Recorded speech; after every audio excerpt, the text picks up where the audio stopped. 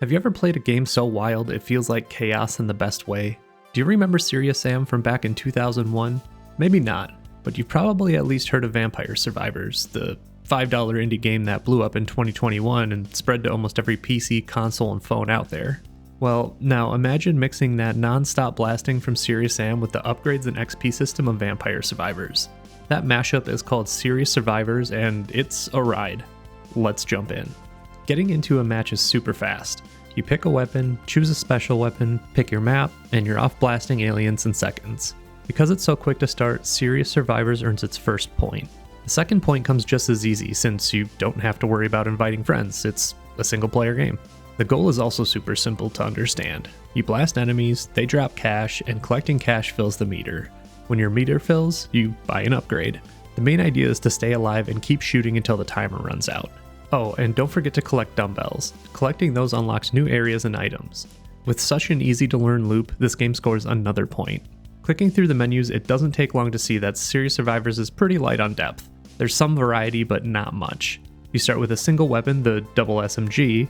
From there, you can unlock 3 more with dumbbells, the pistol, shotgun, and grenade thrower. You also get a starting ability with 2 more waiting behind dumbbell unlocks. The arenas work the same way. You begin in an Egyptian desert map, and 2 more arenas can be unlocked again with dumbbells. And that's about it. There's no story, no real challenges, and not even any Steam achievements to chase. I mean, there is a progression system with the upgrades I just mentioned, and I'll touch more on that in a bit, but for now I've got to be honest, Serious Survivors isn't scoring any points for depth. Now let's talk about replayability. Some people might say Serious Survivors doesn't have much since the content is limited, but I'm going to argue the opposite. I actually think this has a lot of replayability, just not in the way you might expect. Here's why. During my first couple hours, I only earned enough dumbbells to unlock both of my special weapons, the shotgun and the grenade thrower. That gave me a small boost in gameplay. After that, I still had 11 dumbbells left over for a total of 36 earned. That wasn't enough to open another arena, so if you're trying to unlock everything, you'll be playing for hours. When I play a game like this, I like ranking up and unlocking things as I go, but with such a small amount of content, it makes sense why it takes so long and so many dumbbells to unlock everything. If everything was quick and easy, people would just burn through the game in no time. Still, I'd love to see more weapons, more arenas, and either cheaper unlocks or more dumbbell drops. But if you enjoy arena-style games with endless waves of enemies, this one will keep you busy for a good while. And for that reason, Serious Survivors earns a point for replayability. Now, let's look at the player base. I'm not going to sugarcoat it, this game is pretty dead. The peak number of players Serious Survivors ever had was 102 back on June 19th, 2025, just a couple days after launch. Since then, the numbers dropped fast. These days, only a handful of players make up the 24-hour peak. Why? My guess is that people either ran through the limited content too quickly or they just lost interest. Whatever the reason, the low player count makes it tough to keep the game alive, and because of that, Serious Survivors doesn't earn a point here. Even with the low player count, the reviews tell a different story. On Steam, Serious Survivors has 113 very positive reviews, which shows that most players enjoyed their time with it. And it's easy to see why. The retro graphics feel like a throwback to early 2000s FPS games, and the style matches the non-stop arena action perfectly. If you've played classic shooters where wave after wave of enemies come crashing down on you, this game really captures that spirit. And honestly, mowing down endless hordes of aliens is just plain fun.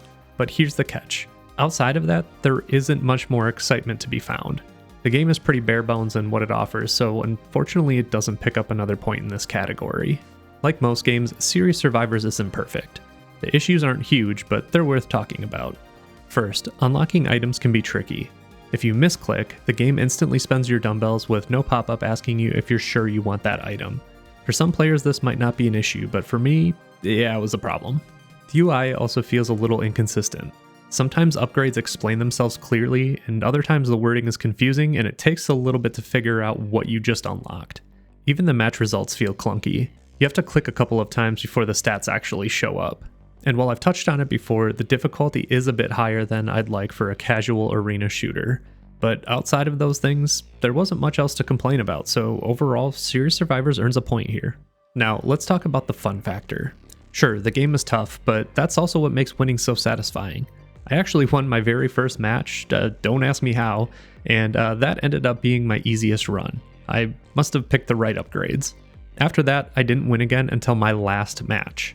Actually, the first half of this video was my first match, and the second half was my last match. If you watch closely, you'll notice the difference. In the first match, I wasn't hopping all over the place, and I managed to hold enemies back pretty well. In the last match, I was jumping around like a kangaroo at a trampoline park. But honestly, that's part of the fun. Just like Vampire Survivors, you experience with upgrades until you find a combo that clicks. And when it does, it feels great and makes for a fun time.